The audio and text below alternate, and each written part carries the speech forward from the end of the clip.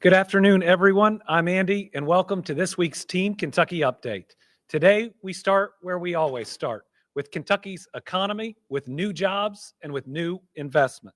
Since the beginning of my administration, we've announced a record 1,200 new location and expansion projects for a record $43 billion in new investment and a record 64,000 new full-time jobs. Contributing to that momentum, our announcements we're making today because several new projects were just approved this morning by the Kentucky Economic Development Finance Authority. So this morning, 11 prospective new location and expansion projects were approved for performance-based tax incentives, totaling nearly $392 million in new investments that will create 913 full-time jobs. So 11 new projects were approved for incentives. Those 11 projects are projected to invest another $392 million into our economy and to create just under 1,000 new full-time jobs. Today's approvals included AXN Heavy Duty in Jefferson County, Union Coating and Chemical Industries in Barron County, Inked Brands in Warren County, Tate Inc. in Barron County, AI International in Jefferson County, Strip Tech Solutions in Jackson County, Infiltrator Water Technologies in Clark County, ViewTech USA in Scott County, Wild Flavors in Kenton County, Anthro Energy in Jefferson County, and MizCon America in Davis County.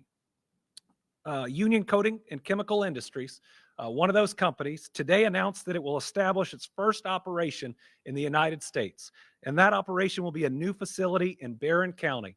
It'll be an investment of $12 million, and it'll create 60 quality Kentucky jobs.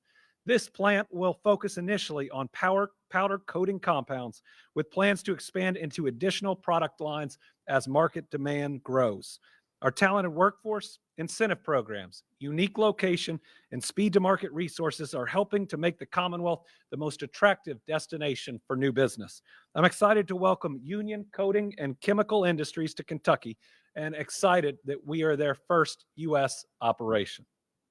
We also today saw an investment in Kentucky's speed to market efforts. This is the acknowledgement that every time we announce a new business like we just did, the next business needs a new site, and the next one after that we can never stop improving and getting ready for the next business and opportunity. So we saw an investment today of nearly $6 million in state funding that's been approved to support site and building development projects in Carroll, Henderson, and McCracken counties. This is part of our Kentucky Product Development Initiative. The City of Carrollton and Carrollton Utilities, with support from Trimble County, are planning a natural gas extension to the River Bend project site. The project will also include a water line extension to help increase the capacity at the project site. The Henderson County Economic Development Corporation is conducting a due diligence study on land located off the 425 bypass. Completing the study will help position the property as competitive and ready for future site selection opportunities. And the Paducah McCracken Industrial Development Authority is constructing a new spec building in the Industrial Park West, located in the heart of McCracken County. All these projects will help us get that next business and the one after that and the one after that. Yesterday, I also joined local leaders in Erlanger and executives from the United States Playing Card Company to celebrate the 140th anniversary of the Bicycle Cards brand. While there, we also cut the ribbon on an expanded facility. Announced in May 2024, USPC has now expanded its Boone County operation, allowing for additional manufacturing capacity by adding a new press and finishing line. The new press and finishing line serves the casino industry and actually creates the pack of 8 decks already pre-shuffled together in random order so that the casino can take those and immediately use them for blackjack, not spending the time that it otherwise takes to do within the casino. This is an incredible company. This, again, has been around for 140 years, has taken orders directly from our armed forces to help those that are abroad in everything from a secret map of Germany to help those that might have been shot down to get home to the cards detailing Iraqi leaders in Desert Storm. The company's investment is creating 10 new quality full-time jobs. I met 2 of those individuals on the press, and it looks like they will continue to expand. This is yet another great project for the Commonwealth and an exciting milestone for United States Playing Card Company. So remember, if you're looking to buy playing cards and you buy bicycle, you know they're supporting Kentucky jobs and that they are made in Kentucky. Last week, we also highlighted continuing momentum within the state's technology sector as TrendDocs, a software company specializing in accounts payable, automation, and procurement solutions, announced plans to expand its Lexington headquarters. The project is a $636,000 investment that's going to create 20 new Kentucky jobs. As a result of continued growth, the company will be leasing a new office building that will nearly quadruple the operating space of the current facility. I want to thank TrendDocs leaders for their belief in the Commonwealth and congratulate them on the expansion. And on the 12th, we recognized leaders of several Northern Kentucky organizations who gathered to celebrate the grand opening of the One NKY Center in Covington. I worked at the legislature in 2022 to allocate $15 million towards a pharmaceutical research lab that is at this location. What it allows is startup companies and others to come in and to create the first generation of a new pharmaceutical that can then go into testing. It's the idea that if we have this space, it gives us the ability to create that next great pharmaceutical company in Kentucky that's working on that first drug that might build it into one of these powerhouses. The center brings together Northern Kentucky focused groups on business development, tourism, innovation, and community support. The new One NKY Center is home of 10 Northern Kentucky growth organizations, including BNKY Growth Partnership, the Catalytic Fund of Northern Kentucky, Educate NKY, Horizon Community Foundation of Northern Kentucky, Life Sci KY, Meet NKY, the Northern Kentucky Bar Association, the Northern Kentucky Chamber of Commerce, One NKY Alliance, and the Thomas More University Division of External Affairs. The new One KY Center in Covington is a perfect example of what it means to be a part of Team Kentucky. With the opening of the center, we're doing more to support business, large and small, and create high-wage jobs right here in Kentucky. We also saw new growth within the state's speed to market and site development efforts as we announced 2 new build-ready sites in Pulaski County. Both build-ready sites located in the SPEDA, the Speda Commerce Park, add to the state's growing list of properties ready for investment. The site offers over 21 acres of shovel-ready land with the capacity to operate a 150,000 square foot operation.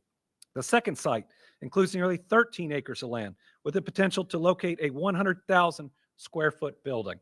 We want to make sure every community is ready for the next big jobs announcement, and these 2 investments are going to help Pulaski County. All right, next we have 3 announcements related to public safety. One of the most important jobs of government is to ensure that the people of our state are safe and that they feel safe. And while crime statistics, for the most part, are going down, it's clear people across America aren't currently feeling safe, which means we have an obligation to do more. I want to start today with a great example of doing more, of making sure that we never stop seeking justice, no matter how old a crime may be. Today, we're highlighting the Kentucky State Police Sexual Assault Kit Initiative, which is an investigative team that investigates with a focus on older cold cases that can be solved, especially through our past work in ending the rape kit backlog. It's putting all of that DNA into the system with the hopes that new DNA that comes in after arrests or convictions can tie an individual to a past crime where a victim hasn't secured that justice and deserves it. George Wayne Aldridge is an individual who was indicted in early 2023 in Fayette County for 3 sexual assaults. At the time, his DNA was secured and tied to a sexual assault that occurred in Louisville over 20 years ago. As a result of this breakthrough, on September 11th, this month of this year, Aldridge was convicted of rape in the 1st degree and sentenced to 15 years in prison. He must serve 85% of that sentence before he's eligible for parole. Aldridge will also be required to register as a lifetime offender on the sex offender registry. I want to thank the KSP Sexual Assault Kit Initiative team, Detective Ben Walcott. I want to thank the Lexington Police Department. I want to thank the Kentucky Office of the Attorney General and the Justice and Public Safety Cabinet. They use their collective resources to deliver justice for a victim that had to wait for it far too long. My administration formed the KSP Sexual Assault Kit Initiative team in 2021 after the Department of Justice awarded us $1.5 million to continue to pursue justice. In October of 2023, I was proud to announce the KSP Saki team was awarded another $2.5 million grant to expand and enhance data collection. This grant was the second largest award in Kentucky history from the DOJ's Bureau of Justice Assistance. This comes down to every victim deserves justice. No matter how long ago a crime occurred, especially when an individual is violated, they deserve for their perpetrator to be brought to justice and to see it happen. It's why, as Attorney General, I created the Office of Child Abuse and Human Trafficking Prevention. We formed the Survivors Council. We focused on getting every single untested rape kit tested and into the system, and why we arrested a historic number of child predators. I've continued this work as governor by awarding more than $160 million in funding to victim service agencies and signing multiple pieces of legislation to better serve our people. Through Saki grant funding, offenders are being held accountable and survivors are seeing justice they probably thought they never would. So a big congratulations to the Saki team. Keep it up. And to that individual that's out there, I'm sorry it took so long, but know that we did not give up, and that person's going to pay for their crimes. And if you are somebody that would commit a sexual assault, if you are somebody that would violate another human being, know in Kentucky, we will not stop pursuing you. We will find you no matter how long it takes. We will investigate, we will arrest, and we will prosecute you. You will be held accountable. All right, our second announcement involves work to prevent future crimes. That idea that we might not always be able to stop an individual from committing a crime the first time, but especially when those individuals are incarcerated, we have the tools and the ability to reduce recidivism and prevent future crimes from happening. Since I took office, we've seen some of the lowest recidivism rates in recent history. That includes in February when we announced that nearly 70% of those released from state custody the past 2 years have not returned to prison.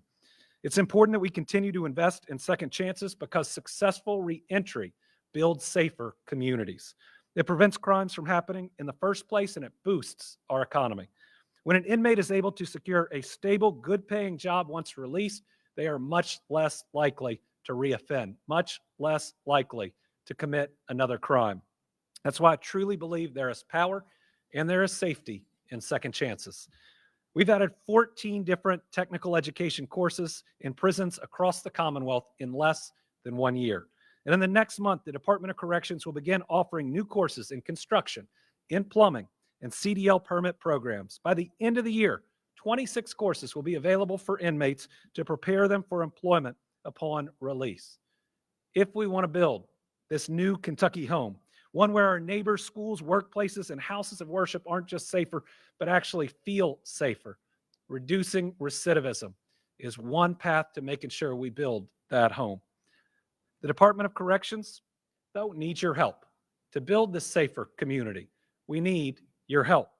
The Department of Corrections is currently seeking qualified instructors to train inmates in welding, HVAC, electric plumbing, auto tech, and collision repair, as well as those training to become linemen and barbers. Applications for these positions can be found on secondchance.ky.gov. This is our one-stop shop for second chance employers and individuals who have been released. Kentuckians seeking recovery from addiction and interested candidates who wish to apply as an instructor inside our prisons. Those are all folks that can go to this website. So it's a one-stop shop for second chance employers, individuals who've been released, Kentuckians seeking recovery, and interested candidates who wish to apply as instructors. We have even more plans to expand in vocational education and technical programs. This website on the screen is the best place to check for new positions. So, if you're maybe a recent retiree looking for purpose, if you view ministry as part of second chances in your life and you have one of these skills and can be an instructor, you have an opportunity to help us create a safer Kentucky and a better world. These instructor positions aren't just jobs, they're opportunities to change lives, open doors, and create that safer Kentucky to live out our faith and values. Right now, we're seeing the best economic win streak in our history. Second chance hiring will just help us do that much more. We're already seeing positive results from this work too. Back in February, we launched a pre-apprenticeship program with Ironworkers Local Union 70, training inmates to become skilled ironworkers. I'm proud to share today that since then, 45 inmates have graduated from the program. Several have secured a job in the field. Now, folks are helping build infrastructure that will carry Kentucky into the future. To continue our progress, I'm also making a third announcement that impacts public safety, and those are more significant steps to enhance safety at our juvenile justice facilities. When I took office, our juvenile justice system had been in place and really hadn't changed in over 20 years. It hadn't been updated to meet the challenges of today. We acted quickly and recognized the need to make change, and we took action. There are several areas we focused on. First, safety and security. Second, services and programming to support our youth for successful outcomes. Third, recruitment and retention of skilled staff and security personnel. And fourth, infrastructure changes so facilities can meet today's needs.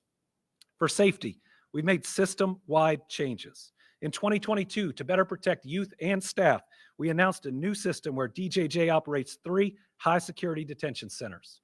We also opened a female-only DJJ center, separating males and females for the first time in our history.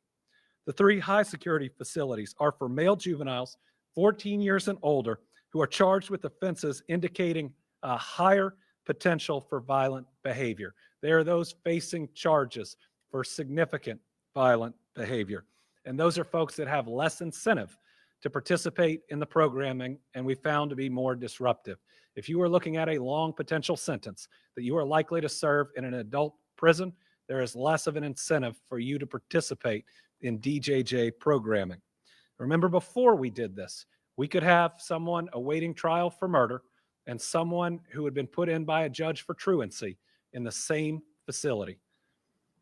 By separating male youth by more serious or violent offense from those with lower level, we've been able to enhance protocols and training to better meet the needs of both populations, and we've seen many and much fewer disruptions impact low-level offenders that have shorter stays, and we need to ensure have less disruption in their lives. We've also upgraded protective equipment, worked with the Kentucky State Police and Department of Corrections to enhance security, assigned legislation to require training for use of protective equipment, created a compliance division to ensure that the best practices are identified and followed. We contracted with the Eastern Kentucky University to conduct a training needs assessments for all positions with steps to implement changes recommended and revamp training. And I signed legislation, and we have begun work to redesign and reopen the Jefferson County Youth Detention Center. That was a center that was operated by the city of Louisville, closed based on their decision.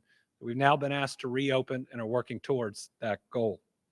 We're also taking steps to better support our youth and their needs by implementing new services and programs. For the first time ever, now every DJJ facility employs a mental health treatment director. These youth have complex needs and backgrounds. Now these mental health providers can better address the individual needs. We also amended contracts allowing 2 psychiatric nurse practitioners to treat youth on a regular basis at every facility. Today, I signed 2 emergency regulations to update the isolation regulation. This step requires leadership review, and it requires leadership to approve time limits. It'll also mandate all DJJ staff are trained on this new policy and that isolation isn't excessively used, is only used in the most appropriate circumstances, and that it is used safely and effectively. Along with that, we implemented the crisis intervention system, Handle with Care. This focuses on de-escalation and mental health for juveniles. It is a different way to address a juvenile that is escalating towards violence or one that is engaged in some sort of conflict. It was implemented across the entire department in July of this year, and every staff member who interacts or will interact with youth receives the training. We've also created opportunities for youth to have goals and to work towards something. Through a partnership with the Kentucky Department of Education and the Department of Career and Technical Education, juveniles can now participate in vocational programs for future employment. In addition, the Adair Youth Development Center, in partnership with the local public schools, thank you to them, is now offering 200 virtual classes with GED offerings. Thanks to those combined efforts, the 2024-2025 academic year saw 72 juveniles earn their high school diplomas, 4 earn their GED, 250 receive vocational certifications, and 7 complete college courses. Now, one of the biggest challenges we faced when I came into office was addressing the critical staffing shortage at DJJ facilities. Staffing had gotten so low because pay was so low that the facilities were not safe, and we knew we had to act. We made recruitment and retention a priority, and I'm really proud to say we have made significant progress. Through pay increases and by signing legislation to boost staff salaries, DJJ has increased frontline correctional officer salaries by more than 60%. That is DJJ has now increased our frontline correctional officers, the total number, by more than 60%. That is the highest number the department has employed in recent history. And with salary increases for psychologists, social service workers, clinicians, and specialists, almost all of our medically related positions are now filled. And as a final update, one of the complaints that we would get from local law enforcement was transportation, was the need to get these juveniles that a court would order into detention, because we take every single juvenile that a court orders into detention to one of our facilities in the state. We promised, and we have successfully implemented a new transportation sector within DJJ to take that onus off of local law enforcement. As of today, we have 44 people employed for transport in DJJ. Again, this is a program that didn't exist in this form in the past. These staff and their work have helped ease the burden on local law enforcement. When we look at juveniles transported by this group in 2025, 363 in January, 291 in February, 386 in March, 316 in April, 336 in May, 241 in June, 327 in July, 261 in August. So again, working to make sure that every day we try to improve this system. We recognize that every Department of Juvenile Justice across the country are facing new and unique challenges, but we don't run away from problems. We run towards them, and we work and we work and we work until we do better each and every day. All right, September is also Recovery Month in Kentucky.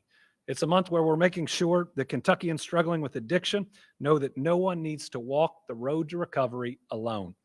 We're also continuing our progress to offer more treatment resources and support, and we're working to get more drugs out of our communities. At the start of the month, we gathered on the steps of the Capitol to celebrate 6 new counties certified as recovery-ready communities. We're now up to 31 total. And today, we close out September by awarding more than $1.4 million in grant funding to 9 local and state agencies across the Commonwealth. This funding goes to local law enforcement, drug task forces, and nonprofit organizations. It helps these groups fight drug trafficking, support crime victims, and expand drug prevention programs. 9 organizations across Kentucky are receiving funding from the Edward J. Byrne Memorial Justice Assistant Grant. Each of these organizations is receiving over $100,000. Thank you to these groups for all they're doing. With 3 straight years of declines in overdose deaths, we can finally see real hope, especially after last year, where we saw a 30% decline. We're still losing too many people, each one a child of God, loved by their family and their friends. Let's keep working until we end this epidemic that arose in our lifetime. And I think we have an obligation not to leave to our kids or to our grandkids. All right, in Kentucky, we're also working together to protect the health and safety of our people in other ways. That means working to protect our groundwater, streams, and communities from the impacts of abandoned oil and gas wells. So abandoned oil and gas wells can cause areas of land to become unusable. They can prevent our kids from playing there, farmers from planting crops around them, or Kentuckians from living there. We're working hard to cap these abandoned wells so more folks can safely enjoy these spaces. We estimate that there are more than 15,000 of these abandoned wells across the Commonwealth, and we're finding more and more each week. Since the fall of 2022, we've invested more than $50 million towards this effort through the Federal Orphan Well Plugging Program. With the initial $25 million awarded in October of 2022, we capped 635 wells in 27 counties. In May of 2024, a second round of funding came, and we plugged 17 additional wells. And we're working this week to plug wells in Menifee and in Butler counties. 140 more projects are in the works for Grayson, Henderson, Rockcastle, Floyd, Barron, Hart, Jackson, and other counties, and we are going to keep up the pace. Today, I'm proud to share that the Department of the Interior has awarded Kentucky $35 million additional dollars for this program.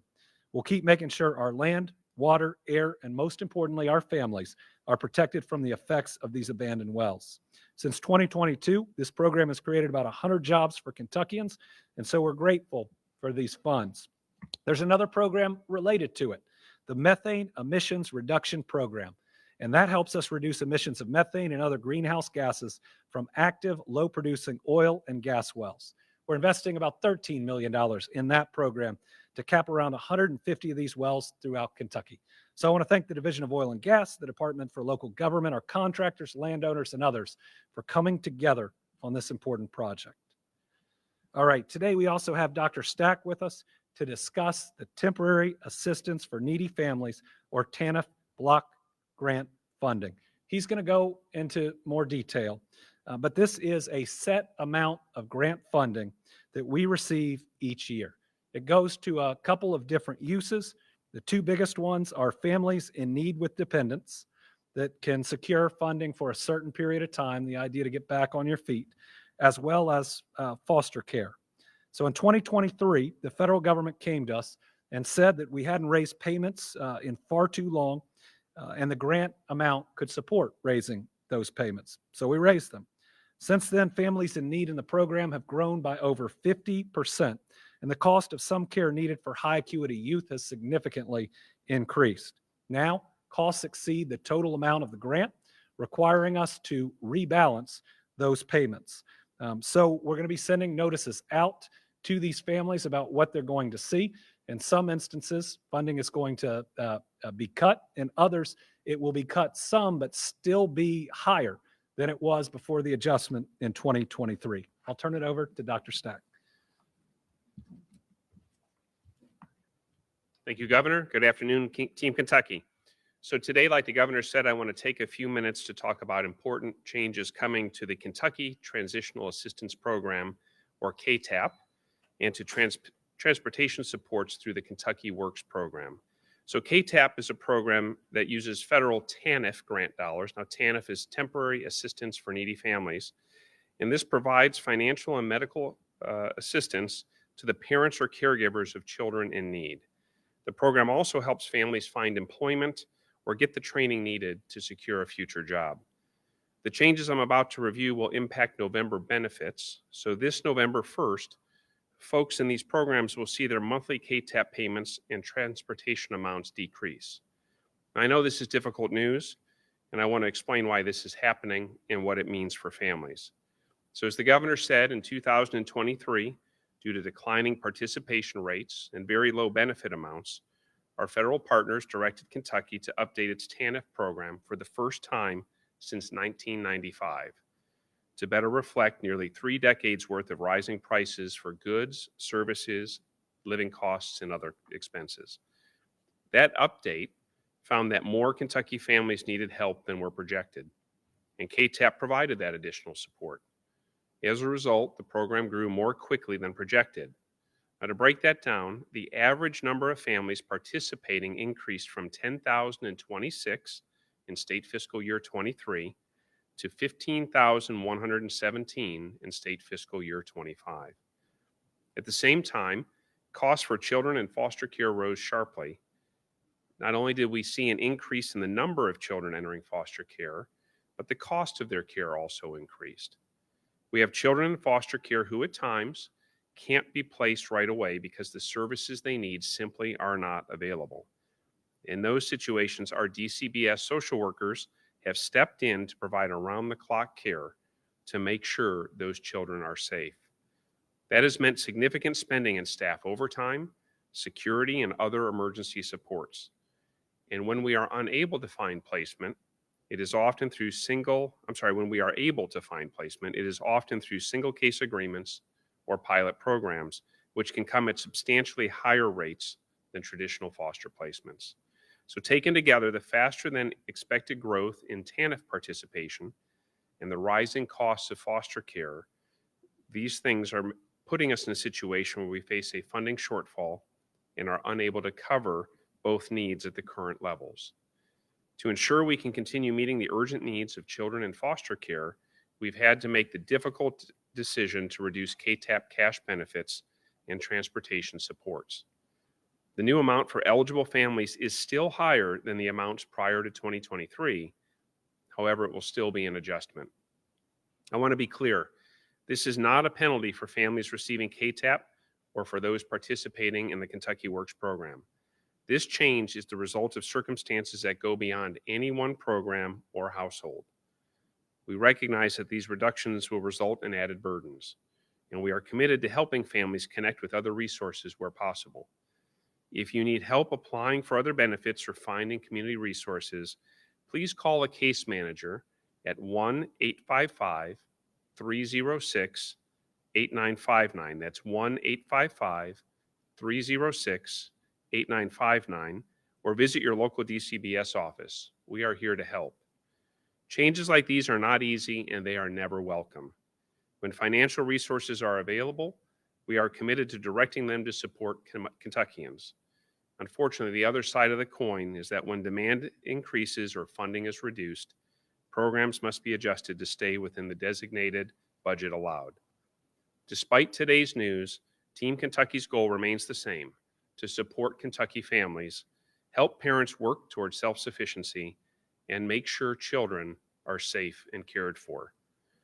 Thank you for your understanding and for working with us as we continue to navigate these challenges together. Governor?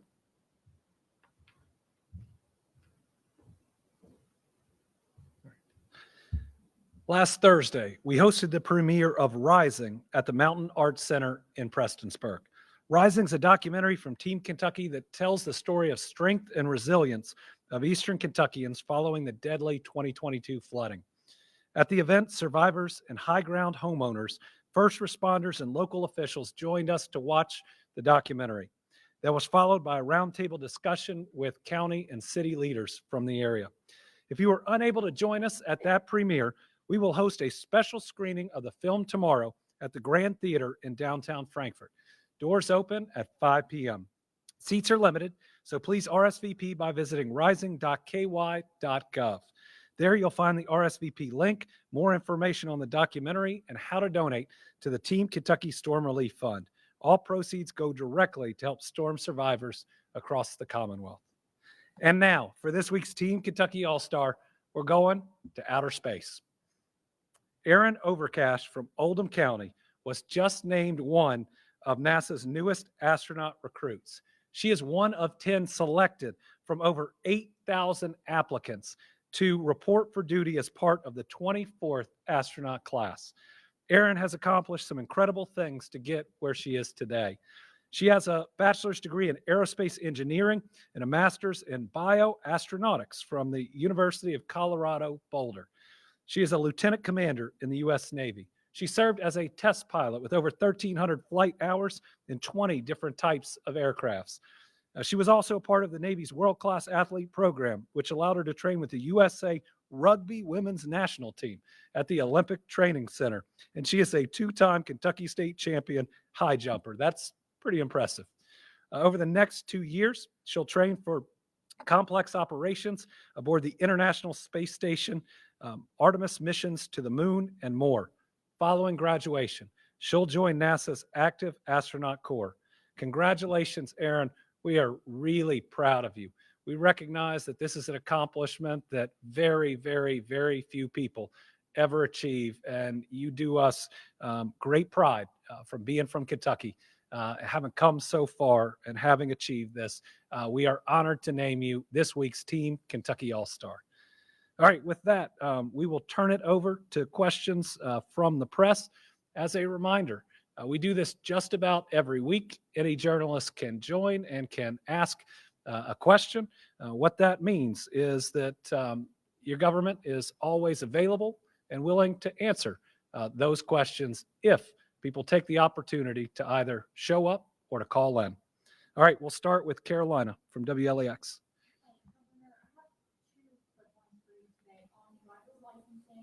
Some lawmakers are saying that they're definitely going to look into the problem.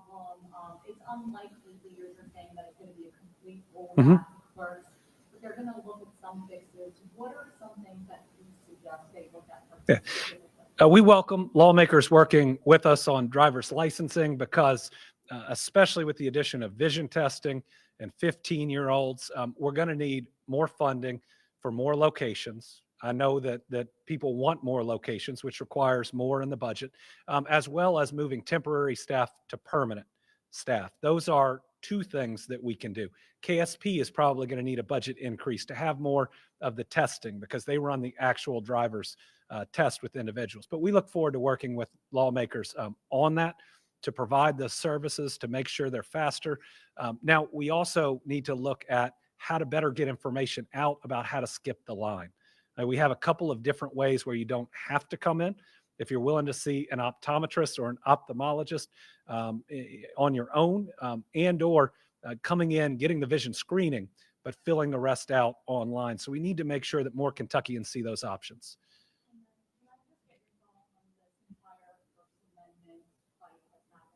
Yeah. I believe in the freedom of speech. The freedom of speech is so important, it's in the First Amendment. That means it is really, really important. And freedom of speech, does mean that people can say some ugly things, but that's typically what turns people off from them. More people have turned people away from terrible causes by the terrible things they say than a lot of other things have. So yes, the FCC commissioner threatening a network because it was an outright threat for jokes a comedian tells violates the First Amendment and is a major overstep. And now trying to walk it back, acting like he never said it. Listen, we heard his free speech, and it was a threat against those networks. Sadly, the president continues to push those threats and seems to define free speech by how many people say nice things about him versus say negative things about him. Again, that's just not how free speech works. And when you take one of these jobs, you accept that people are going to be critical of you. That's part of free speech. Karen Czar from WUKY. Good afternoon, Governor. Thank you. We've had Dr. Stack on several times recently talking about recommendations regarding vaccines, and now this week, Tylenol. We've also asked you about the same question recently. Are there concerns that as federal recommendations shift, if the state does not align, that funding could be affected? Well, we haven't seen that yet. Certainly, the president's press conference on Tylenol and pregnancy was reckless and dangerous. We need our science to be based in science, not to be a political agenda. I've said before that RFK Jr. is not qualified, should not be a cabinet secretary of anything. And what he's pushing out there are going to make our families less safe. Please listen to your doctor. I really wish you could listen right now to HHS or the CDC, but listen to your doctor. Decades of sound science is being overturned or at least ignored by the federal government, and that's really unfortunate. You've seen other administrations, Democrat and Republican, still treat science as science. This administration seems to not view fact as fact, and unfortunately want to make science their political views. Make sure you talk to your doctor. We want Kentuckians to be and to stay healthy, and we'll continue to speak out to give you what we believe is the best advice. We didn't work so hard to get everybody through a pandemic for now conspiracy theories at the highest level of government to put you in danger. Josh Wood from the Courier-Journal. Good afternoon, Governor Beshear. The sheriffs of both Robertson and Trigg counties remain in office despite having convictions that occurred while in office. We are aware that a number of Kentuckians from those counties have expressed frustration, disappointment that they have not been removed from office. Some of those folks describe not feeling safe. What is your message to Kentuckians in Trigg and Robertson counties who have reached out to your office asking for you to take action?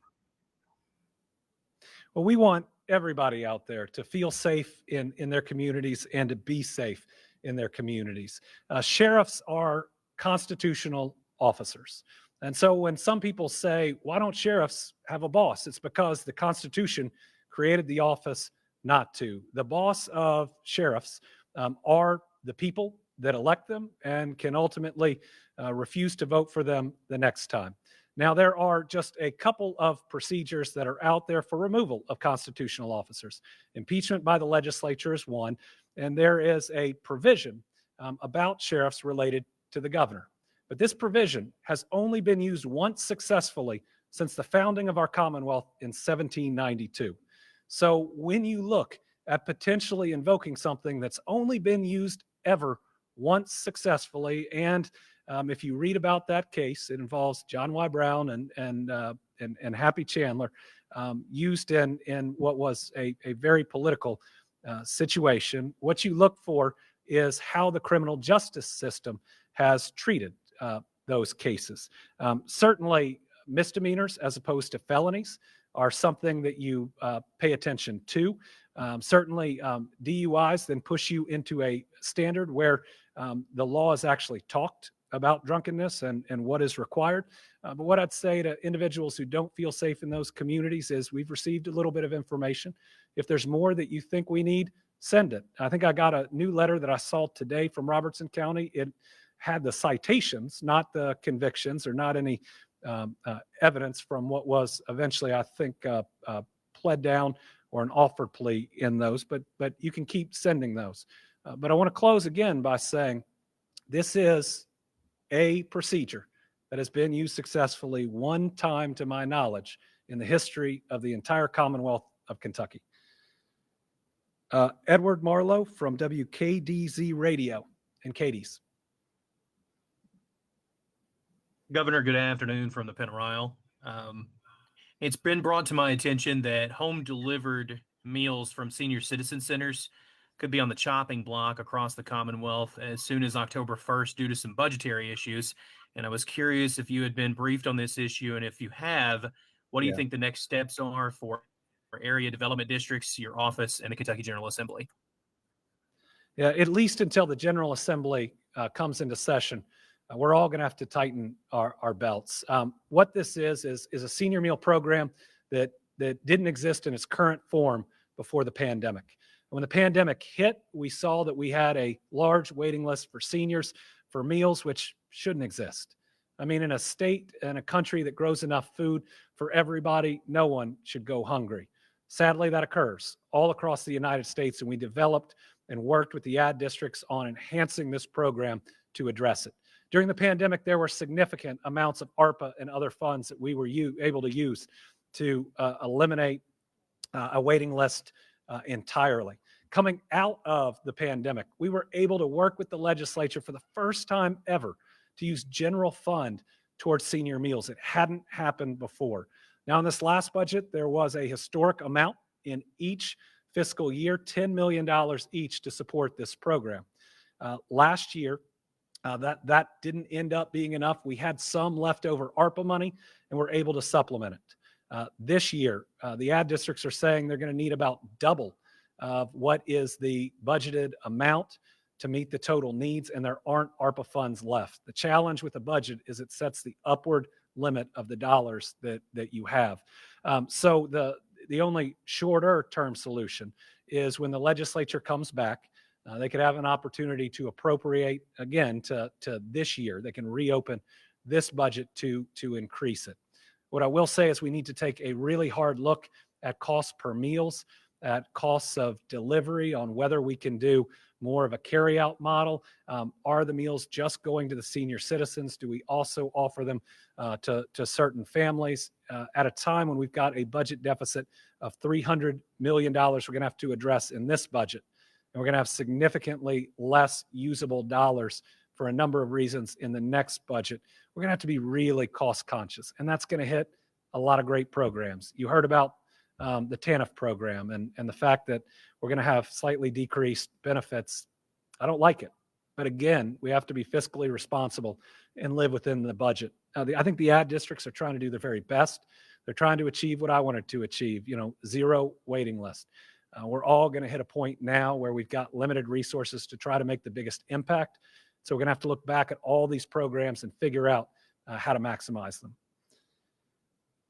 Isaiah Kim Martinez, WHAS. Thank you, Governor. Last week, 2 new Democrats joined the U.S. Senate race, Logan Forsythe and Joel Willett.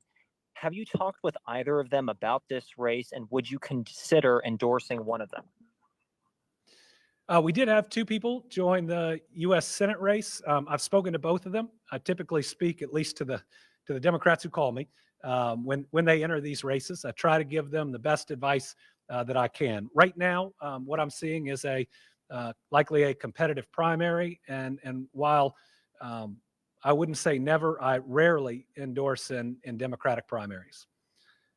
And finally, Aminkai Birban from the Herald Leader. Hi, Governor. I'd like to know what you would say to local Democrats throughout Kentucky who might be a little bit more afraid to get involved in politics in the wake of Charlie Kirk's murder, and how to continue building power in areas where they might be outnumbered. Well, I'd say that anyone considering getting into politics from any party right now is looking at the Charlie Kirk murder and then looking at their family and weighing all of that. What I'd say is you've got a lot of great local law enforcement that will give you tips on your personal safety and security, both at home and when you're on a campaign trail. But for folks out there that are considering getting into these elections, I mean, democracy is based on participation. And the only way that you change hearts and minds is to have different candidates that are out there talking about the issues the way that they see them. What I'd also tell them is make sure you have your why.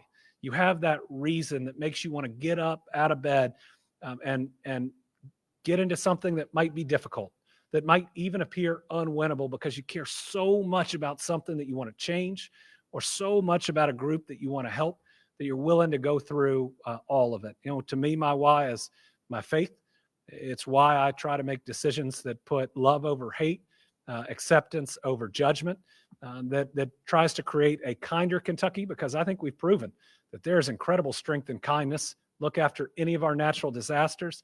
Look at building the best economy we've seen, at least in my lifetime, and breaking all these economic development records. And so talk to your family. Think through all of it. Don't get into it lightly because it is a big sacrifice. But I'd say we need you. I mean, democracy needs you. And I'd say that to Democrats, Republicans, and independents. If you think that you have better ideas and you can create a better Kentucky, a better county that you live in, a better United States of America, then please step up, make your voice heard. Whether you win or not, just your voice being heard can make real change. All right, that's it for this Team Kentucky update. We are back next week at the same time. We'll see you then.